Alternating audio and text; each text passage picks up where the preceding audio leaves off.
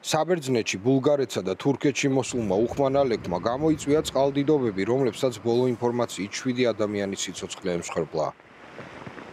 საბერძნეთში, ქალაქ ვოლოში, ახლო მდებარე პელიონის რეგიონსა და საკურორტო კუნძულ სკიათოსზე პოლიციამ უხმანალექის გამო მოსახლეობას აუგზალა გადაადგილება. დაიღუპა 1 ადამიანი. ქუჩებში მოვარდნილმა წყალმა ყველაფერი წალეკა. ხელისუფლებამ მოკლე ტექსტური შეტყობინებებით ცენტრალური საბერძნეთის სხვა არეალის მცხოვრებნიც გააფრთხილა თავი შეიკავონ გარეთ გასვლისგან. ჩრდილოეთით კი ბულგარეთში პრემიერ-მინისტრმა ნიკოლაი დენკოვმა განაცხადა, რომ ქვეყნის სამხრეთში შავი ზღვის სანაპიროზე ძლიერი წვიმის შედეგად გამოწვეულმა წყალდიდობამ 2 ადამიანის სიცოცხლე იმსხვერპლა, 3 კი დაკარგულად მიიჩნევა. ადიდებულმა მდინარეებმა მნიშვნელოვანი ზიანი მიაყენა გზებსა და ხიდებს. ზოგიერთ ადგილას მოსახლეობა შეუწყდა ელექტროენერგიის მიწოდება.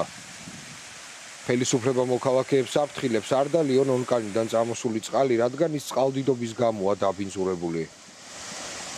თურქეთის ყველაზე დიდ ქალაქ სტამბოლში კი ძლიერმა წვიმამ ქუჩები და სახლები დადბორა. დაიღუპა 2 ადამიანი. მაშველებმა გადაარჩინეს 20-ზე მეტი ადამიანი, რომლებიც ბიბლიოთეკიდან გამოსვლას ვერ ახერხებდნენ. ქალაქში მეტროს რამდენიმე სადგურიც დაიკეტა.